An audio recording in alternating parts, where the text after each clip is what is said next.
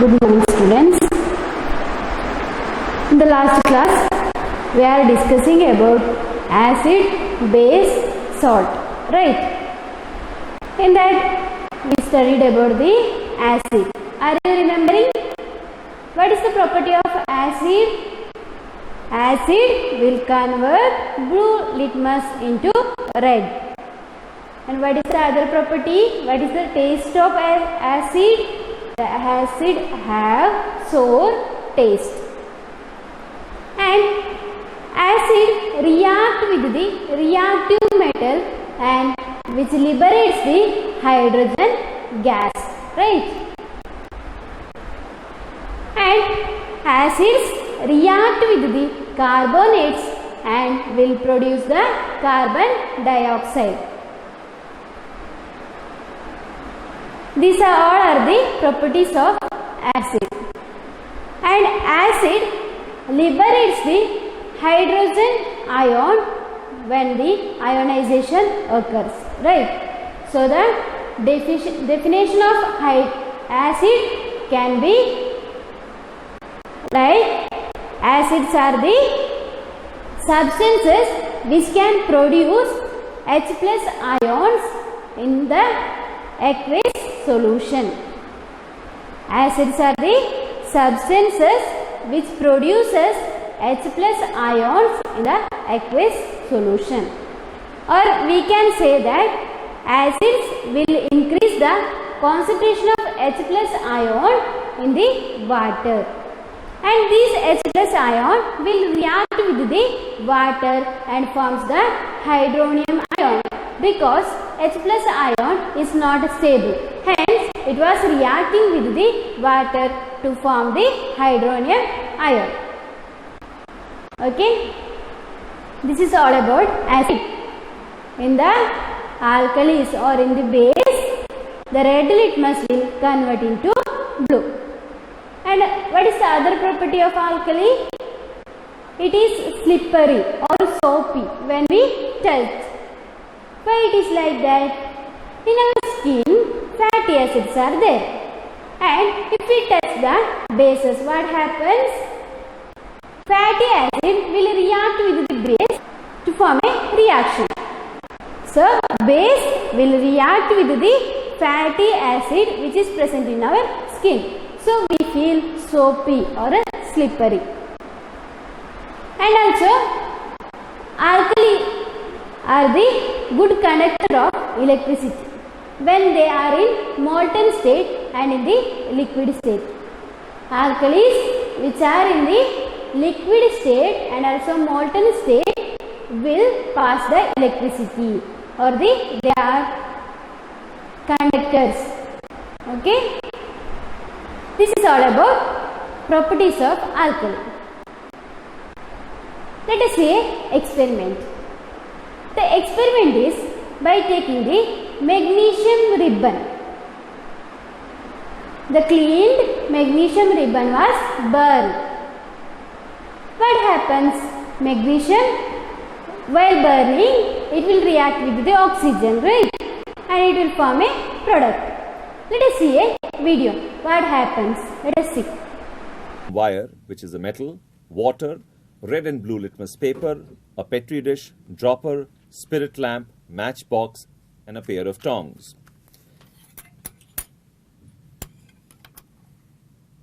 Light the spirit lamp first.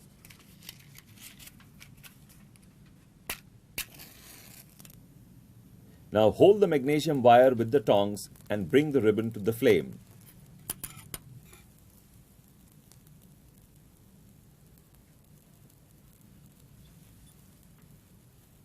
Observe that the magnesium burns with a bright white light.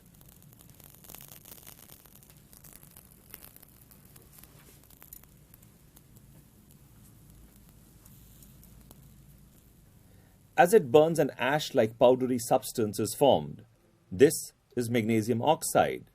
Collect the powder in a petri dish and dissolve it in water.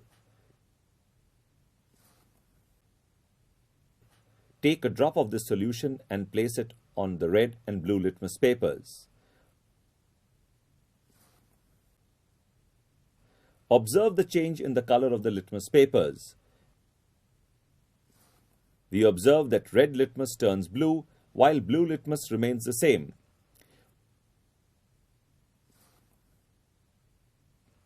What does this indicate? The oxide of magnesium is basic in nature. From this, we can infer that the oxides of metals are basic in nature. When metal oxides are dissolved in water, the metal ions react with water and form hydroxide ions, which makes the solution basic.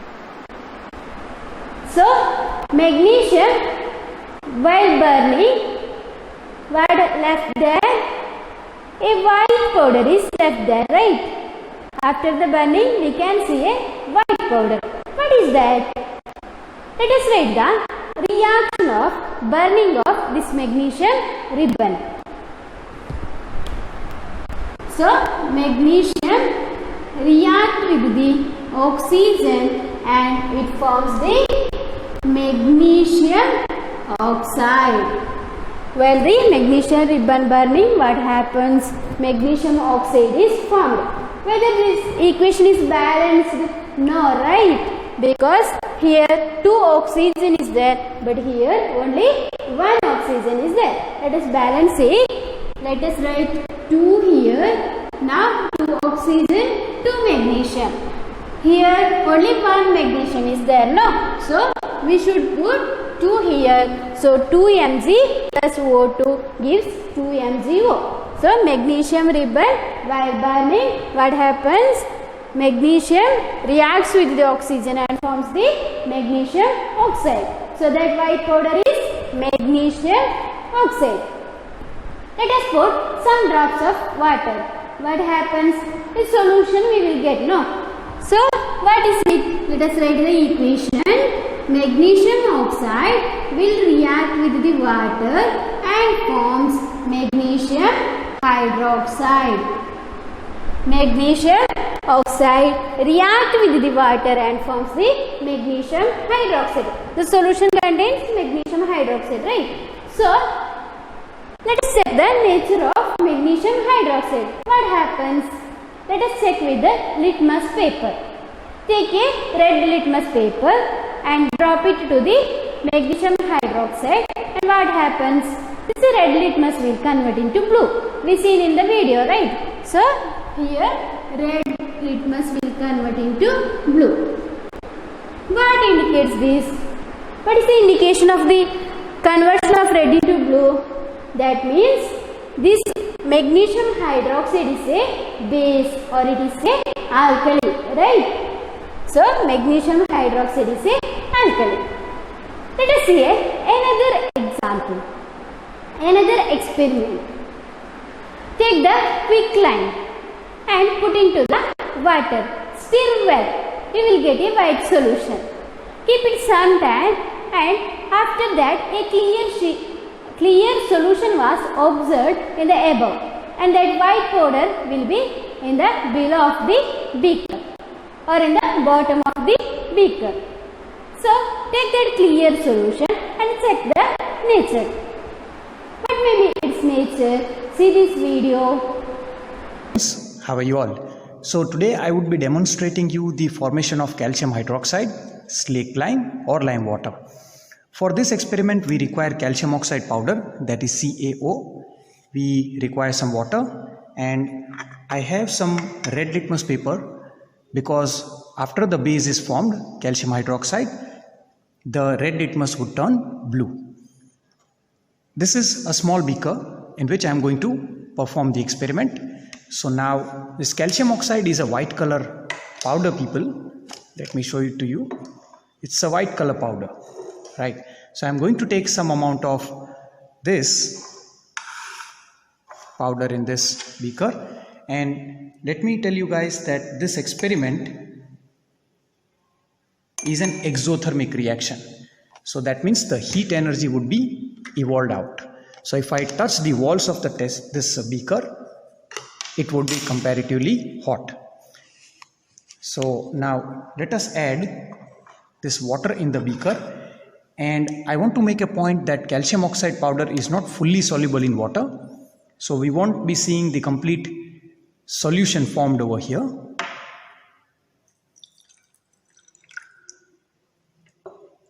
going to shake a bit.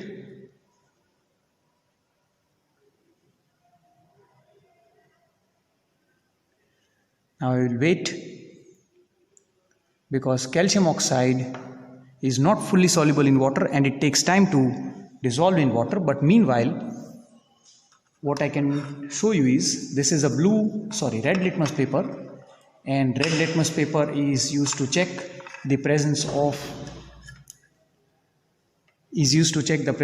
the base. So this red litmus paper, when added to the base solution, turns blue. See this, guys. Now why it is so? Because calcium hydroxide is formed as a result of calcium oxide dissolving in water, but not completely. Now I am hardly able to feel the warmth over here, but yes, there is some amount of heat being evolved, but not that much. And guys, you can see that most of the salt has settled at the bottom, because calcium oxide is not fully soluble in water. You can check by yourself. The chemical reaction is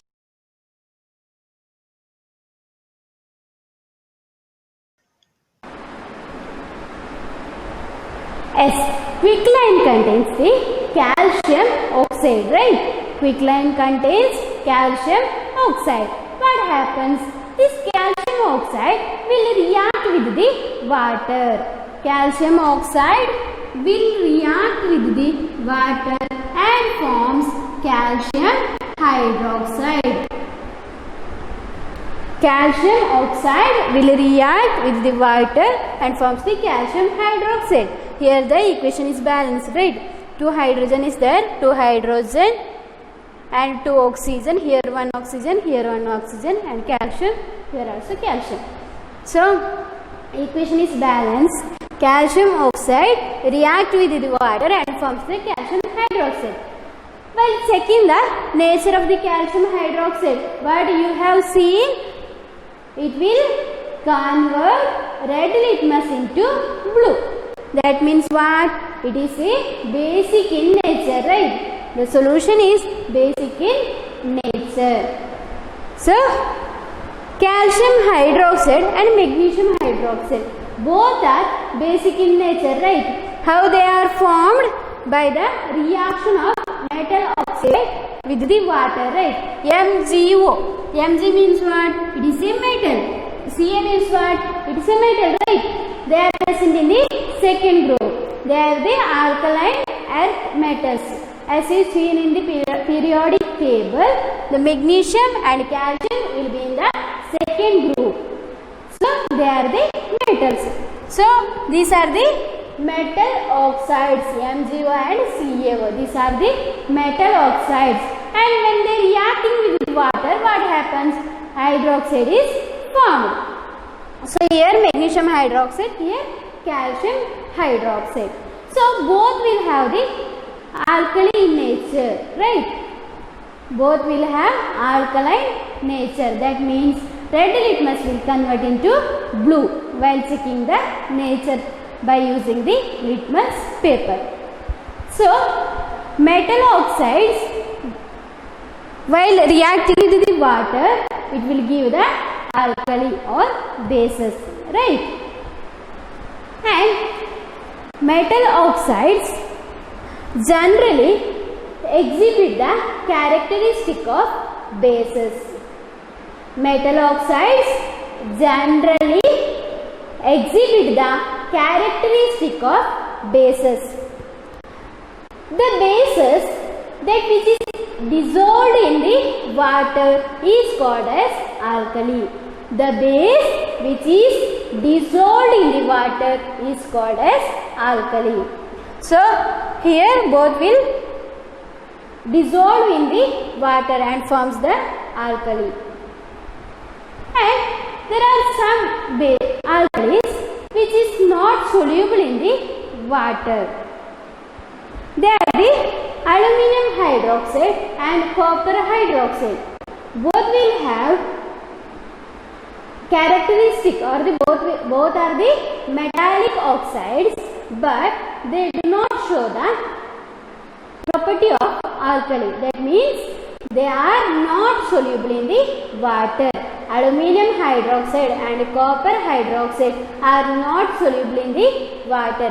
That means they are the metallic oxides, but they are not or alkali. So there are some metallic oxides which exhibit both acidic character and basic character.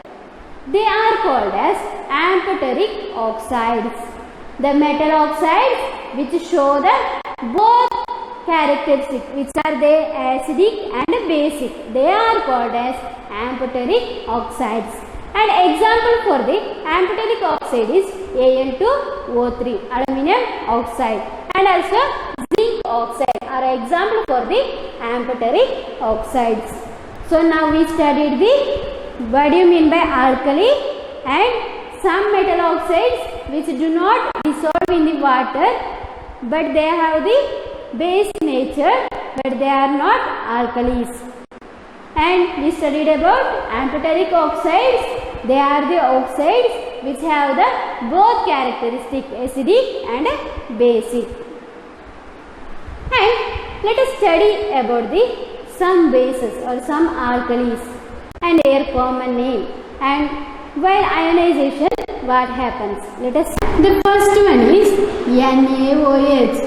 What is its name? Sodium hydroxide. And what is its common name? It is caustic soda. The sodium hydroxide is called as caustic soda. Have you heard about potassium hydroxide? Yes, it is caustic potash. Caustic soda, caustic potash, sodium hydroxide, potassium hydroxide. And the next one, calcium hydroxide.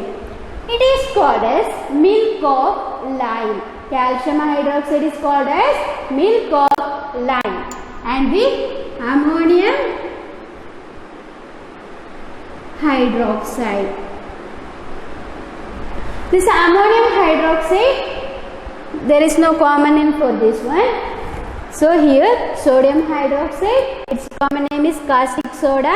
Potassium hydroxide, its common name is caustic potash. Calcium hydroxide, its name is milk of lime. Remember it. In the exam, there may be 1 mark question about it. Common name of some alkalis. Okay, study it. And let us see what happens when dissociation occurs. So, when the sodium hydroxide will dissolve in the water, what happens? It will ionize, that is Na plus OH minus. Let us see what happens for the potassium hydroxide. It will be K plus OH minus. Let us see for the calcium hydroxide.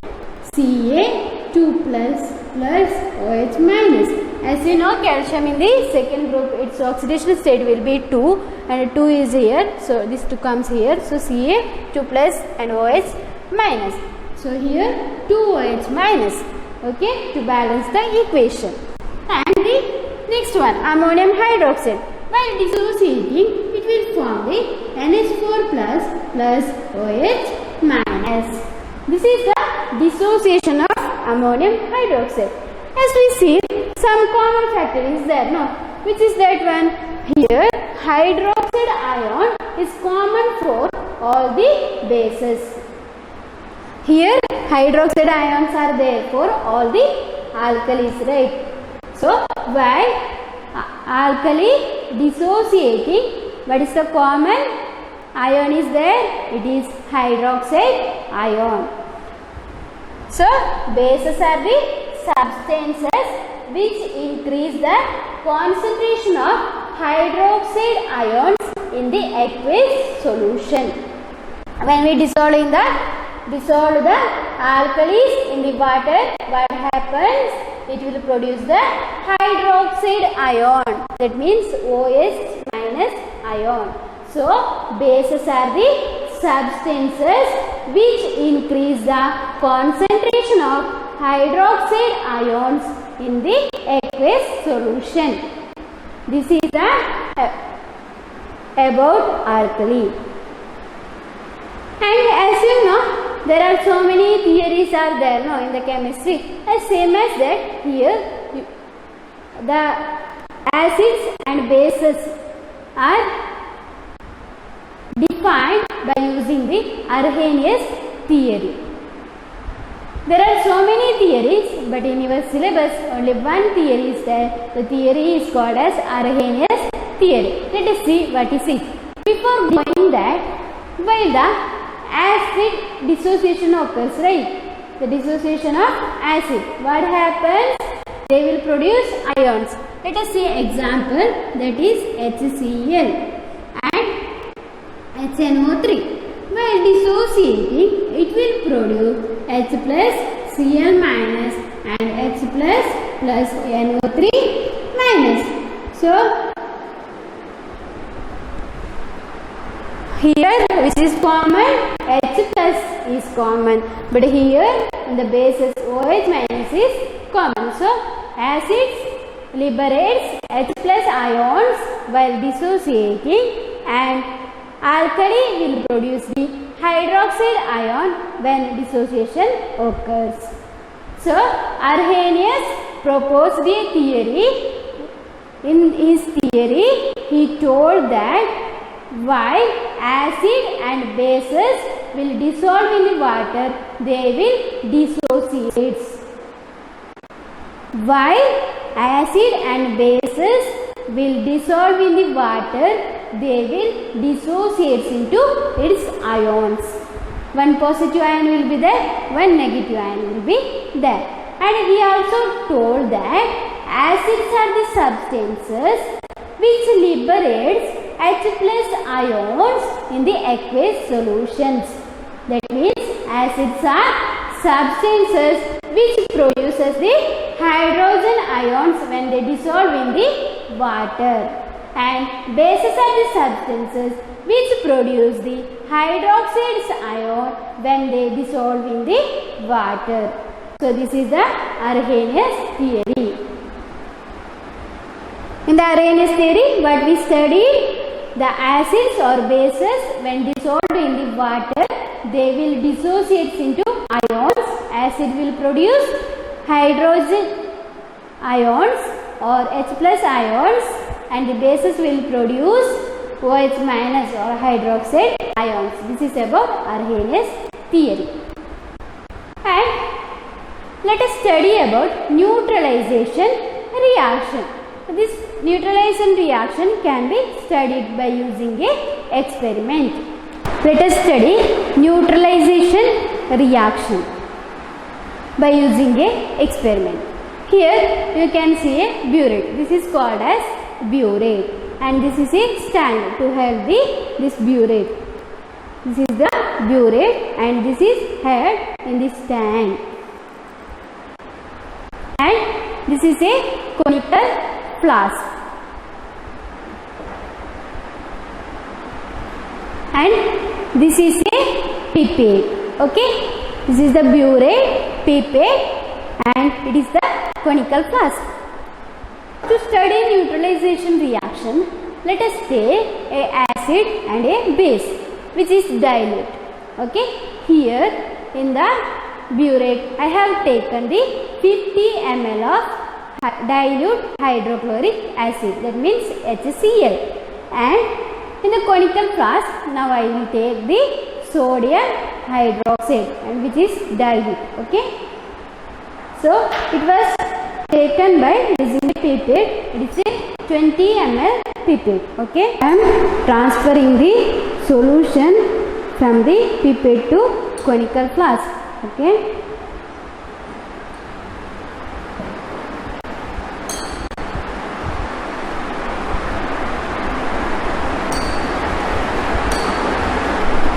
to indicate this reaction, we are using the phenolphthalein indicator.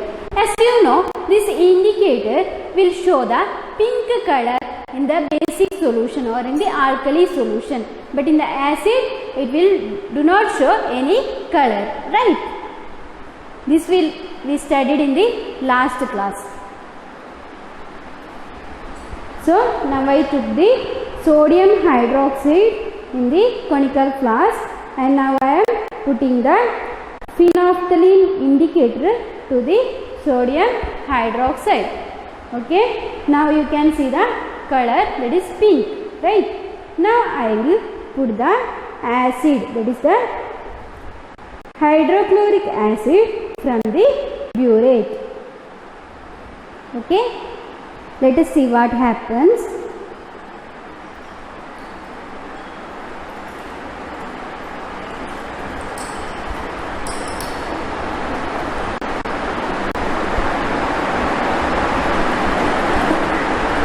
Now you can see the fading of this pink color, right?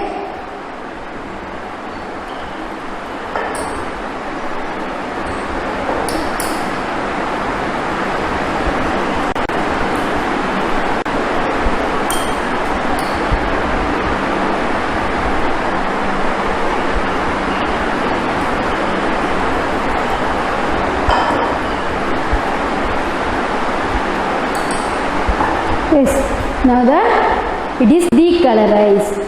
So what happens here? First we took the sodium hydroxide and we put the phenolphthalein indicator. What happens? We can see the pink color, and after that we put the acid from the burette to the conical flask. So what happens? The sodium hydroxide will react with the HCl, hydrochloric acid, and it will form the some product. After we can see that what is the product. Before that we should study about this experiment fully. So in the basic solution, this phenolphthalein will give the pink color. So while the reaction starts, what happens?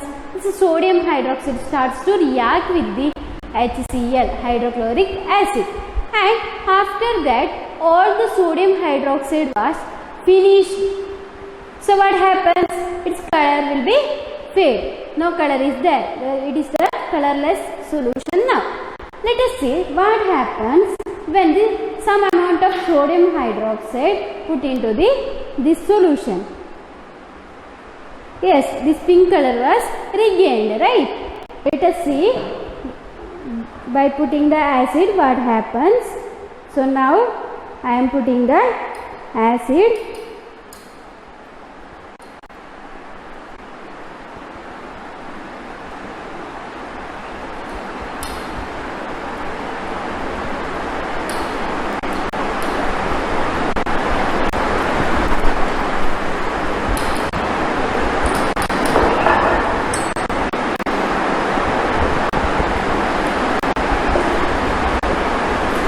Yes, now the color was gone. The solution was colorless now.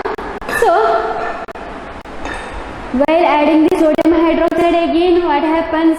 The phenolphthalein indicator shows the presence of base in it, right? So after adding the hydrochloric acid, what happens? That sodium hydroxide will react with the acid, and after that what happens? The sodium hydroxide was finished now. If you put again sodium hydroxide, it will again regain this pink color. That means the indicator is there itself. What happens? The sodium hydroxide was finished. How it is finished? It was reacting with the HCl, reacting with the hydrochloric acid. This sodium hydroxide was finished, right? So in this reaction, what happens? Acid and bases will react to nullify their properties. Acid and base will react to nullify their properties. So this reaction was called as neutralization reaction. The reaction was called as neutralization reaction. So as you studied in the biology, you know that in our stomach hydrochloric acid is there, and which helps in the digestion of our food, right? So this hydrochloric acid, if you think about it, And if the amount of HCl increased in our stomach, what happens? Yeah, we feel the acidity, right? When we feel acidity, what we will do? We will go to the doctor, and the doctor will give some tablets, right? So, what is the content there in these tablets? These tablets are the antacids, and these antacids contains some alkalis. They are the calcium carbonate, sodium bicarbonate, aluminum carbonate. These are the alkalis present in these antacids. So, in our stomach what happens? This tablet will react with the acid and nullify their property. So, property of base is also nullified, property of acid is also nullified. So, this antacid was used to remove or to control acidity of our stomach, right? As same as that, in the farm, the soil may contain acidity. So what we are doing? We are applying the lime to the farms. What is the use? This slaked lime or the quick lime will nullify the property of acid present in the soil. The slaked lime